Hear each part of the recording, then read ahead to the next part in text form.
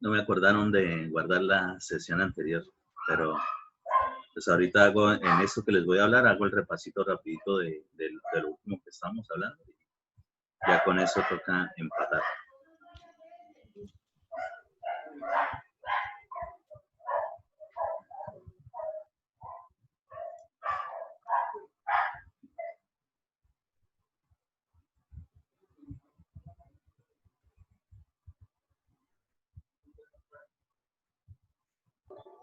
Ingeniero, en el caso que a la zapata no se le haga, bueno, a la cementación no se le haga solado, ¿afecta mucho en la transmisión? No, no es que afecte la cimentación. El problema es el que le estoy diciendo, que si excavaron y no echaron de una vez el solado, sino que pasó un tiempo, después ese terreno les va a generar problemas. Es decir, no va a tener, digamos, las condiciones con las cuales fue diseñada la cimentación. Va a tener menos capacidad, por tanto. Entonces, es imprescindible siempre generar eso, realizar la excavación y de una vez echar el solado para que no esté en mayor contacto con el medio ambiente y pierda su capacidad, por tanto. ¿Sí? No es que vaya digamos, el solado a ayudar específicamente a la cimentación. No, no tiene nada que ver con carga y de hecho por eso es un concreto pobre. Es más bien para que el suelo siga o continúe con su capacidad portante. Además de que, pues, ustedes ya saben que en la parte de los suelos a manera de profundidad se van a encontrar también muchas condiciones de humedad. Entonces, las humedades ascendentes pueden también estar afectando la estructura de la cimentación, así tenga incluso algún aditivo del concreto respecto de impermeabilizantes. Pero pues todas las humedades ascendentes pueden estar eh, penetrando en algún momento, según sea el caso, esa cimentación, y si llega hasta donde tenemos el refuerzo dentro de la zapata, pues ustedes ya saben qué le ocurre al refuerzo con el contacto con humedad, que se sufre corrosión, se oxida, y entonces ya también pierda sus propiedades físico-mecánicas que nosotros buscamos precisamente para que aporte como refuerzo del concreto. Bien. Gracias.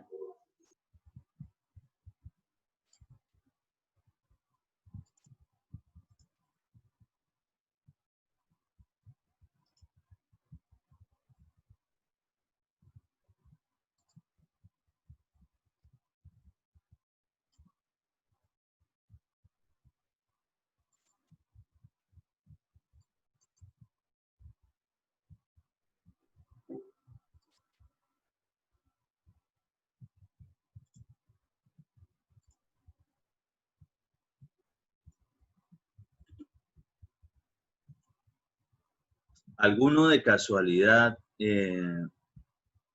graba las clases? ¿Tiene activa alguna herramienta para grabar las clases?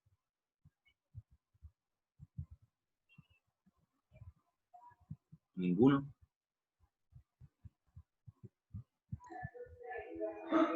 Yo le iba a hacer una pregunta. Cuando uno graba, por ejemplo, que usted me da el permiso para grabar ahí, siempre al final aparece una opción que dice guardando, ¿cierto? ¿Cómo así? No. Por ejemplo, yo aquí le solicito a usted el permiso para grabar, ¿sí? Usted me da la autorización y empiezo a grabar. Cuando la sesión se acaba, los 40 minutos se acaban, al final aparece una pestaña que dice guardando, ¿sí? Como Sí. guardando la grabación. ¿Qué pasa si yo dejo ahí e inicio otra y comienzo a grabar una nueva? ¿Esa se pierde? Fue lo que ocurrió. La que se guarda es la anterior, la que ya estaba. La que se pierde es justo la de la sesión que se cerró. ¿Sí? Oh, Entonces, no, es por que ejemplo, ahorita, que no, ni me acordé ni me recordaron de guardar la sesión, fue esta última, lo último que estábamos hablando, lo que se perdió ahí. Pero pues como es en la parte del SketchUp, rapidito les hago ahí el resumen, como para que quede la idea, si es que no la grabó. Igual sobre eso vamos a seguir ahí hablando. Listo.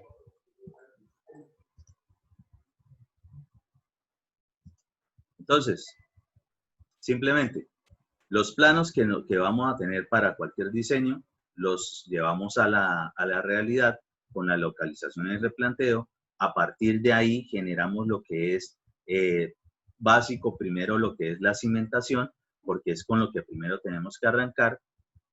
Con eso, pues, según el tipo de cimentaciones, realizaremos la excavación requerida.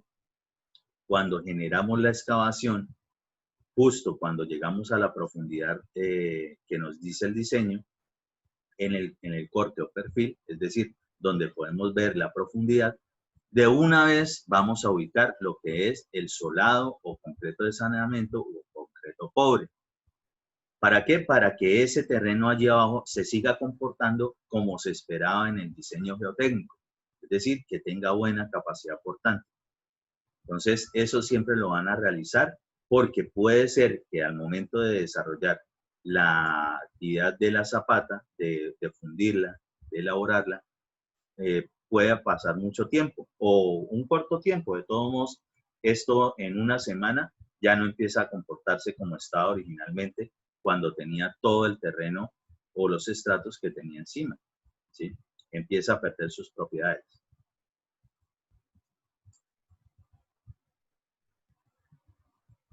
Es decir, que siempre para esa actividad nosotros hacemos la excavación y fundimos el solado o concreto pobre o concreto de saneamiento.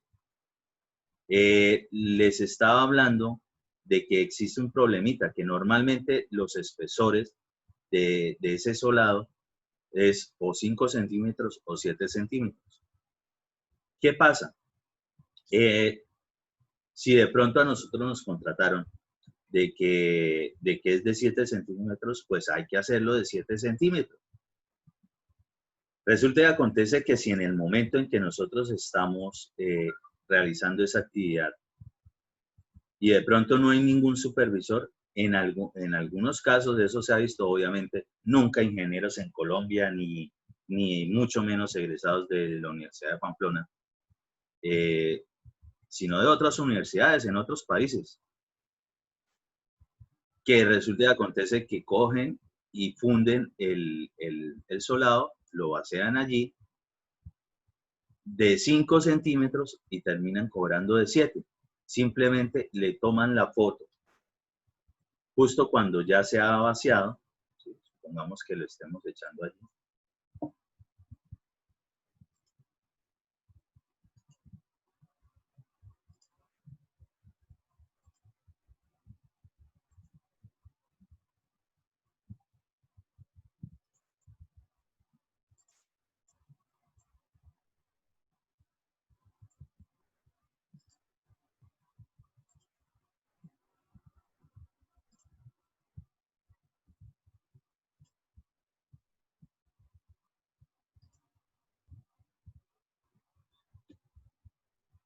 Más o menos como para entender. Supongamos que lo hemos vaciado y simplemente le tomamos una foto desde arriba como evidencia, como eso que siempre hay que hacer un registro fotográfico. Y nosotros no hicimos los 7 centímetros, sino 5 centímetros. Otros los pudieron haber hecho. Y cogen y cobran simplemente. Pues eso sí, pues la parte ilegal, obviamente que en materia de lo que son las excavaciones, casi siempre es donde existe el mayor problema. Es decir, cuando ustedes estén realizando, por ejemplo, interventoría o que sean sus propios proyectos, pero delegan a otros. Ojo con eso porque todo lo que después uno no logra observar es fácil, digamos, generar dudas respecto de eso. El registro fotográfico es fundamental y puede hablar muy bien de eso. Pero entonces, si eso fuese así, supongamos que en algún momento ustedes no serán los contratistas, sino los interventores, primero tienen que estar pendientes de los proyectos. Y segundo, ustedes no van a aceptar una fotografía de simplemente una planta, donde no se puede observar lo que vendría siendo la profundidad o el espesor, en este caso de lo que vendría siendo el solado. ¿Cómo harían ustedes para garantizar si ustedes fuesen los contratistas, ustedes están haciendo bien las cosas y de pronto el supervisor o el interventor, quien viene a revisar que el proyecto se esté realizando bien, no pudo ir, pero ustedes obviamente no pueden parar el proyecto. ¿Cómo hacen ustedes para evidenciar de que eso sí tiene el espesor que es y no vayan a tener problemas después de que no les vayan a pagar porque no les creen que lo hicieron como tenía que, como estaba la especificación del contrato? ¿Cómo hacen ustedes o cómo harían?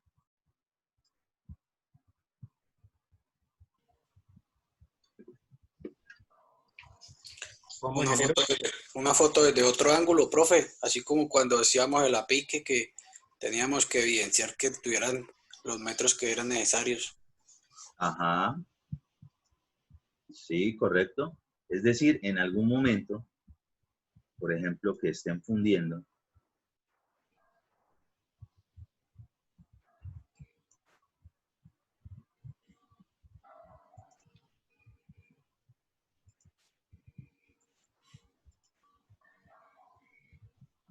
en este momento, mientras están fundiendo, ustedes perfectamente pueden tomar una fotografía haciendo uso de un flexómetro donde se verifique precisamente ese espesor. Entonces ya con eso, ustedes pueden garantizar, por lo menos después de que terminen fundiendo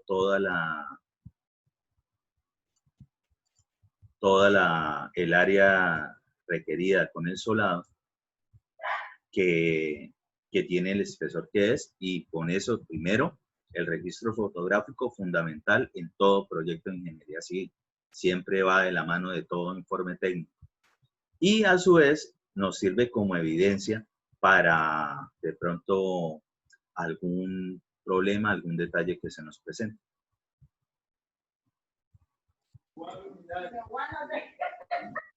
Respecto de lo que estábamos hablando hace rato, de lo que es el concreto ciclópeo, la viga de arrastre o de amarre, o en este caso una viga de cimentación, también es típico en Colombia de que solamente tenga eso. Puede ser que solamente tenga ciclópeo. Puede ser que tenga ciclópeo y encima una viga de cimentación, ¿sí? Depende de las condiciones, pues en algún momento habrá que observarse algún plano respecto de eso. Pero este tipo de construcción es típica verla para casas de 1 y 2 pisos. Ahora, volviendo a lo que estábamos hablando inicialmente, si ustedes no conocen qué es eso y son de los que de pronto en sus hogares, no, vamos a hacer otro piso porque ustedes ya van a salir ingenieros civiles y de pronto los muchachos se van a casar, las muchachas se van a casar y van a venir a vivir a la casa. Entonces, ya que son ingenieros, háganse otro pisito ahí y empiecen a montarle piso encima a esas casas que ustedes tienen. Eso genera muchísimos problemas y eso sí que se evidencia en Colombia, que como no saben ni siquiera qué es cimentación o la cimentación que tiene es muy superficial, no es la adecuada para ya un proyecto de mucha altura, pues vienen las fallas.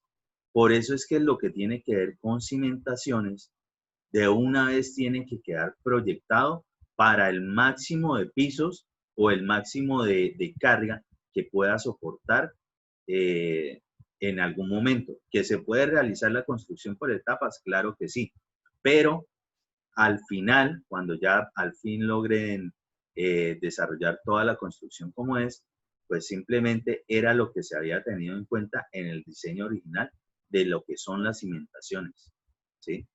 Eso de decir, no, pues no importa que ahí tuviesen simplemente un ciclópeo, eso le metemos columnas. Las columnas son solamente para soportar o ayudar en la parte sísmica y la transmisión de cargas que vienen desde el resto de los pisos a la cimentación.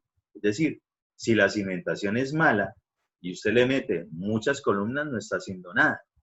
Tiene que ser algo coherente la cimentación con lo que le vamos a colocar encima. Todo eso tiene que ver es con la parte de sismoresistencia. Y para eso, antes de terminar la clase, vamos a ver unos videitos recordando o reforzando esos temitas específicamente. Profe, qué pena una pregunta, así como Dígala. cuando usted dice que bueno, que uno tiene la casita y que va a construir y todo, entonces si no tiene una buena sedimentación, toca tumbar, excavar y hacer una buena sedimentación, mejor dicho, desde cero. Correcto, exactamente. Eso es lo que toca hacer. Es decir, un reforzamiento para poderle colocar pisos encima, usted obligatoriamente, y se lo van a exigir en la curaduría, tiene que tener algunas, digamos, memorias de cálculo respecto de esa construcción nueva y lo que había anteriormente. Entonces, si usted parte de una cimentación que ni siquiera sabe si existe, usted no puede desarrollar ningún proyecto de esos. Tiene que hacer algún tipo de reforzamiento o demoler y hacer las cosas bien desde el inicio, obviamente proyectando qué es lo que de verdad va a tener. Por eso la planeación, la programación de un proyecto es fundamental para su ejecución. Listo, ingeniero. Ingeniero, otra pregunta, el que usted habla del concreto ese de Ciclope, ¿es que usted dice? Ciclope. Ahí es donde usan el crudo del río y lo parten por mitad. Sí, para eso se utiliza la piedra rajoneada, pero es una piedra tipo bolo, es decir, que más o menos, si recuerdan de mecánica de suelos, es la que tiende a ser como un balón de baloncesto, ¿sí? Más o menos de esa medida, un diámetro más o menos de entre los 20 y pico, 30 centímetros, y hay que rajonearla, obligatoriamente hay que romperla. Cuando estemos repasando esa parte, aprendiendo a calcularla, pues obviamente ahí se entenderá mucho mejor eso. Y es el término concreto ciclo. Gracias, ingeniero.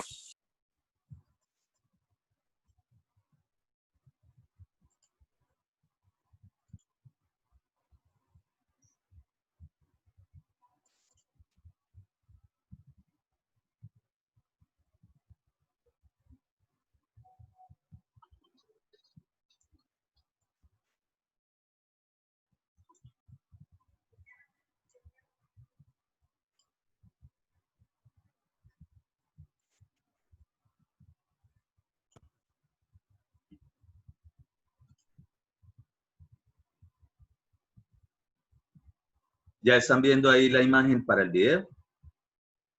Sí, ingeniero. Sí, señor. ¿Listo? Se preguntarán ustedes qué son las placas tectónicas. Son gigantescos cascarones de la corteza terrestre del tamaño de continentes que se mueven unos contra otros por la presión que ejercen sobre ellos los flujos de lava provenientes del núcleo del planeta Tierra.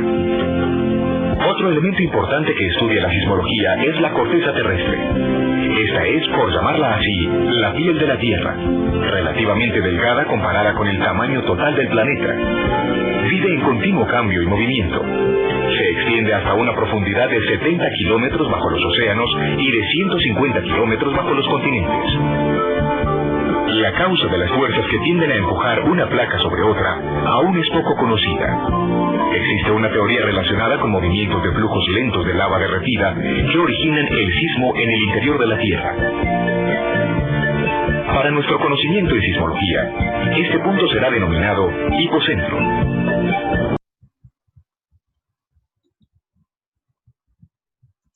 Bueno, pues simplemente un repasito ahí de condiciones de nuestro ya saber y entender desde geología y demás, de por qué o de dónde viene esa cuestión de los sismos. Pues si hacemos la cuestión sismo resistente, tenemos que entender de que la parte de los sismos se transmite es precisamente por el suelo. Y por eso, y hago la aclaración de todo esto que estamos hablando a lo último, por eso la suprema importancia de los estudios geotécnicos y una buena cimentación. No solamente para que transmita bien las cargas de la estructura, sino para cuando se presente el sismo, también, digamos, transmita esas nuevas fuerzas de una manera más adecuada a nuestra estructura.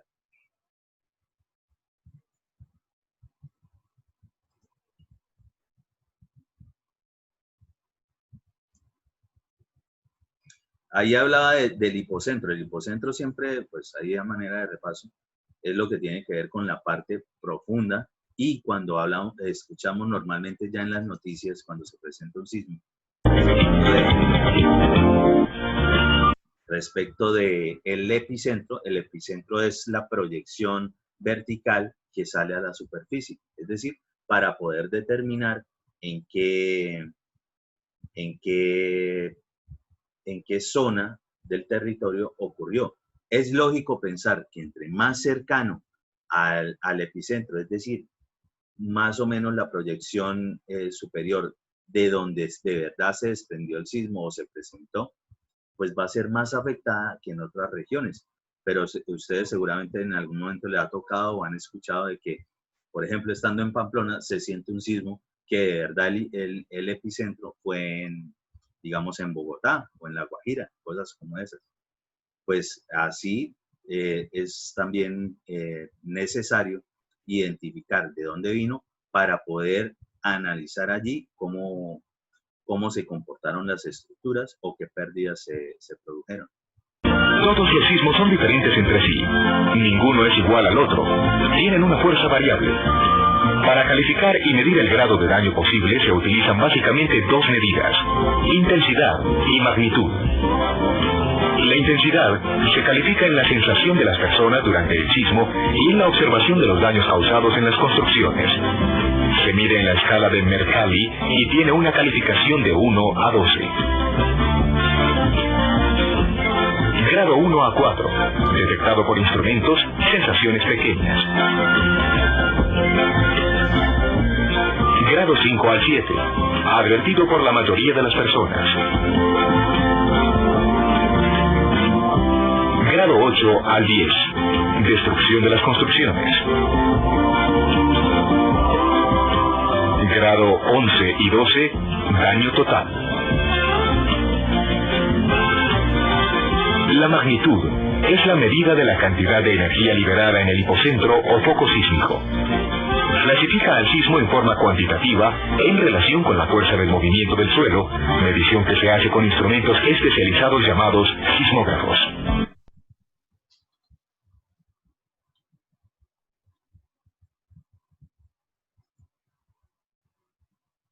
Sí, replacito simple de esos conceptos que ya tenemos que tener claros, pero sobre eso, recordando por qué o para qué es que vamos a generar la cuestión de la sismoresistencia.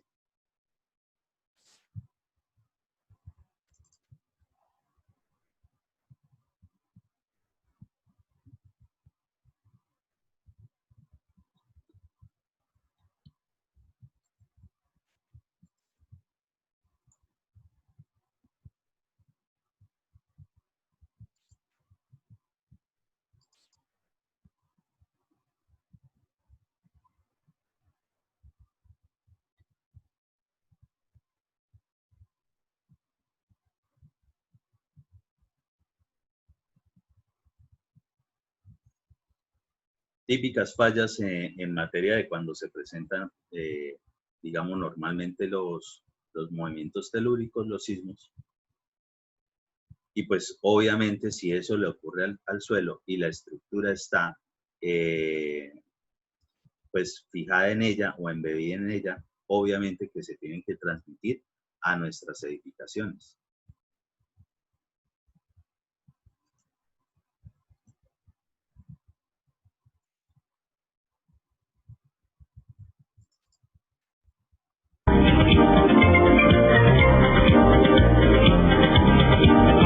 Cuando un temblor se produce, el movimiento del suelo a través de las ondas sísmicas se transmite a la edificación a través de sus fundaciones.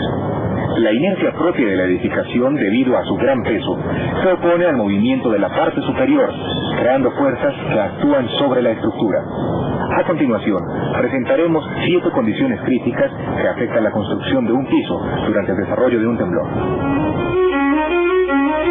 Primera.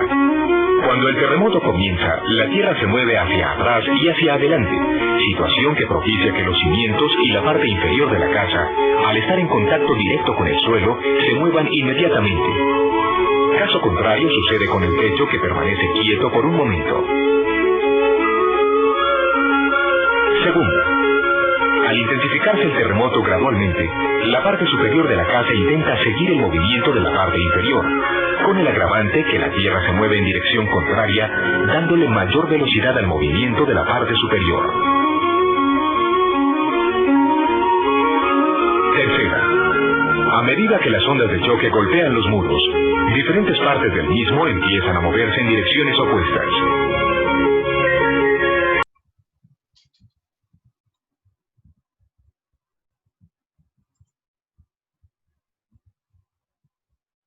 Bien, sobre esa parte en particular, precisamente ese tipo de movimientos son los que afectan específicamente nuestra estructura.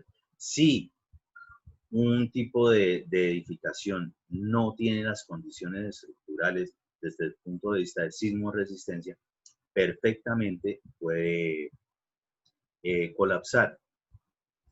Ustedes en el ejercicio que realizaron identificaron el jurgo de materiales que intervienen en esas construcciones de las residencias, de las viviendas.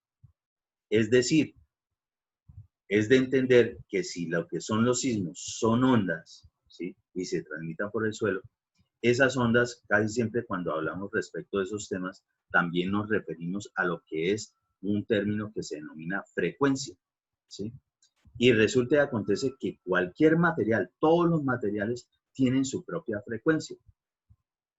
Si nosotros, digamos, tenemos en nuestras edificaciones un sinnúmero de materiales, quiere decir de que cada uno de ellos va a manejarse de manera diferente, en una frecuencia diferente, con el sismo. Por eso esos movimientos independientes que detienen. Si eso es así, quiere decir que nosotros desde el punto de vista de sismo resistencia debemos garantizar de que esa conformación de diferentes materiales realmente se comporten como si fuesen uno solo. Es decir, se busca que digamos, el movimiento se produzca monolíticamente, es decir, no elementos independientes. Para ello es que nosotros vamos a aprender de que hay que, digamos, generar diafragmas, es decir, ubicación de zonas que están confinadas, es decir, están embebidas o metidas dentro de algo que para el caso para nosotros será una estructura, ya sea en concreto reforzado o metálico, ¿sí? Puede ser también en madera en algunos casos, pero debe haber un confinamiento, es decir, que esos elementos, esos diferentes materiales, cuando están, digamos, entre columnas, entre viga de cimentación, entre vigas sobre muro, corona, como le quieran determinar, todas ellas amarradas entre sí, esa estructura, generan de que ese muro, que puede tener puertas, que puede tener ventanas, que puede tener diferentes elementos, puede tener cierto tipo de enchafes, cada uno de ellos, aunque tiene su propia frecuencia, al estar confinados, al estar metidos dentro de un marco de estructura, empiece a comportarse como un solo elemento. Eso es a lo que nosotros vamos a llegar, y son conceptos claros que tenemos que tener en materia de construcción.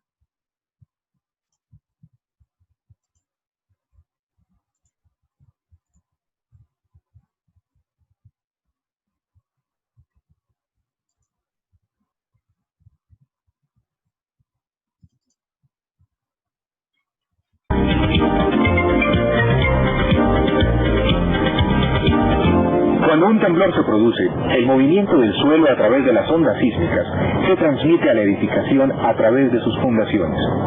La inercia propia de la edificación, debido a su gran peso, se opone al movimiento de la parte superior, creando fuerzas que actúan sobre la estructura. A continuación, presentaremos 7 condiciones críticas que afectan la construcción.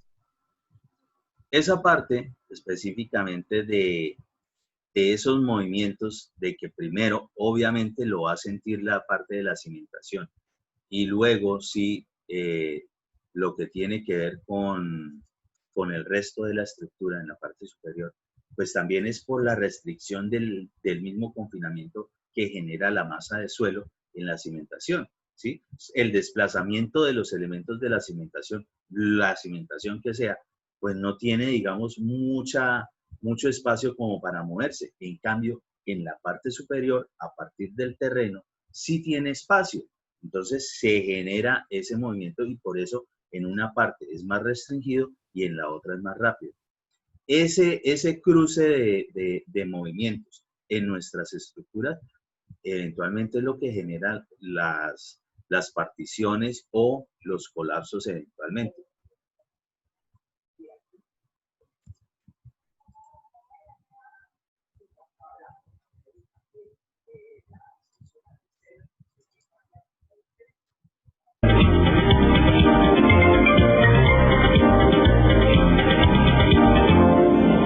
Colombia está ubicada en una de las zonas de mayor riesgo sísmico en el mundo, el Cinturón de Fuego del Pacífico.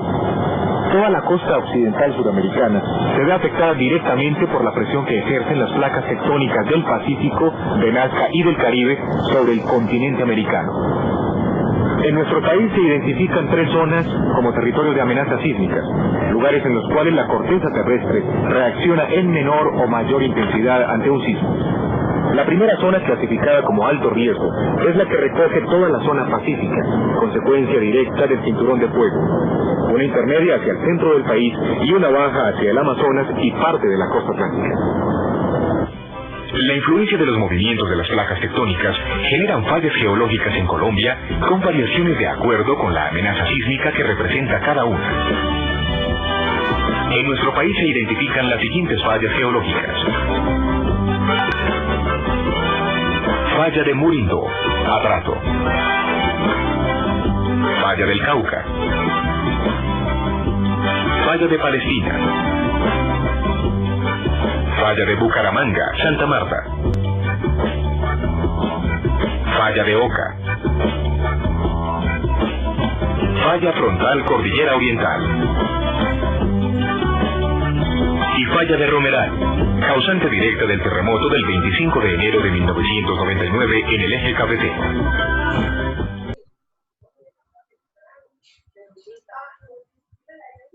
Ojo, respecto de eso que hablamos en algún momento de la evolución de nuestro reglamento, en el reglamento cuando estamos específicamente en la parte de diseño estructural, de diseño sismo resistente, siempre se va a hacer referencia a esas 3, digamos, 3 medidas o 3 rangos respecto de lo que es la sismicidad en Colombia. ¿Sí? Tenemos zona sísmica alta, intermedia y baja. Aunque ahí con lo que se entiende, la verdad es que casi toda Colombia en general tiende a ser de zona sísmica alta.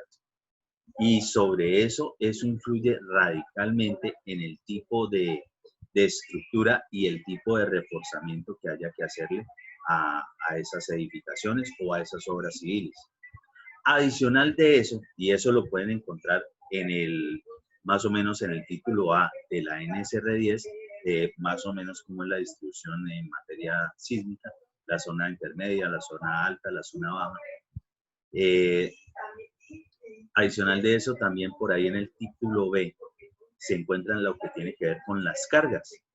Y pues también, aparte de la parte sísmica, es decir, de saber en el sitio más o menos qué podemos esperar en materia de sismicidad, lo que tiene que ver con el tipo de uso de la edificación o de la obra también influye muchísimo. Es decir, no son las mismas cargas para una edificación residencial, no son las mismas cargas para una construcción de una edificación de tipo educativo o de tipo hospitalario o de tipo, digamos, de esparcimiento deportivo, donde se haya aglomeración de población, ¿sí? Todas ellas tienen variaciones. Entonces, esas 2 connotaciones, la localización del proyecto, es decir, según la zona sísmica y el tipo de uso de esa edificación, van a generar cierto tipo diferente de estructuras. Por eso es que ustedes no ven, pueden ir de un sitio a otro, de una casa a otra, y ver muy diferentes las secciones, es decir, los elementos estructurales.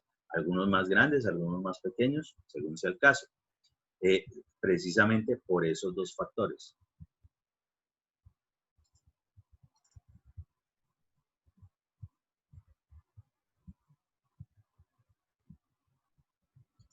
Con eso, miraremos específicamente a este temita, de verdad, como para entender por qué es que debemos construir sismo resistente. ¿Qué es sismoresistencia? La sismoresistencia es una propiedad o atributo que se le da a una edificación mediante la aplicación de técnicas de diseño de su configuración y de sus componentes estructurales especiales que la capacitan para resistir las fuerzas que se presentan en un movimiento sísmico.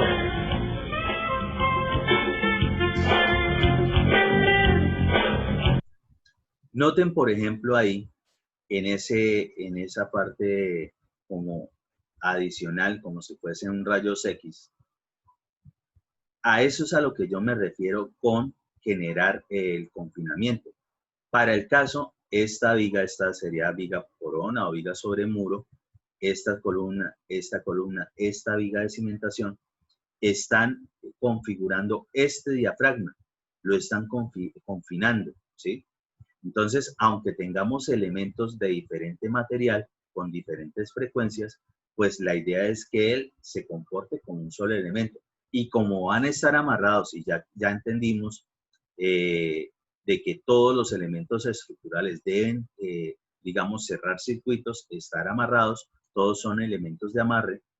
Aquí se configuró otro diafragma, pero la idea es de que con todo eso, toda la estructura va a tener un movimiento más o menos, digamos, generalizado en toda esa estructura, en toda esa edificación. La construcción física de una edificación tiene una etapa previa que es el diseño. Aquí se aplica la geometría al servicio del diseño de la obra para lograr espacios armónicos en sus dimensiones que conforman la sala, la cocina, la alcoba de la vivienda.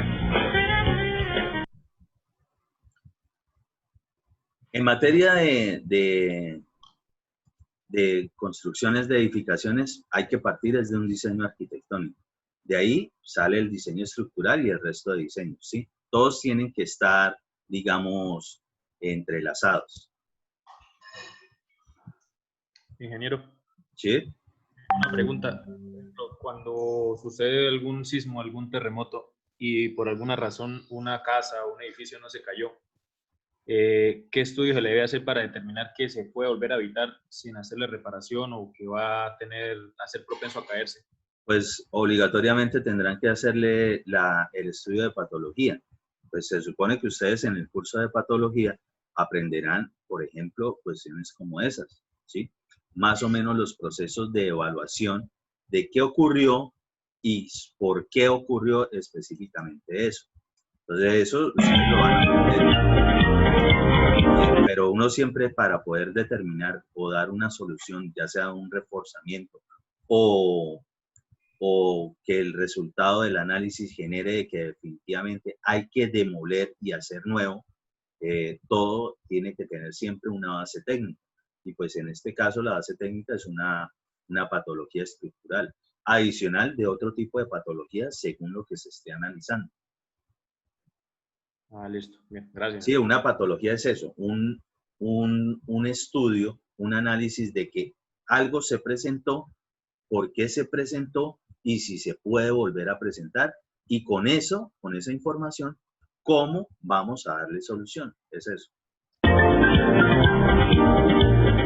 La simplicidad en una edificación tiene que ver básicamente con la sencillez en los diseños de su forma geométrica, ofrecer una distribución equilibrada de los muros y evitar en lo posible las formas irregulares.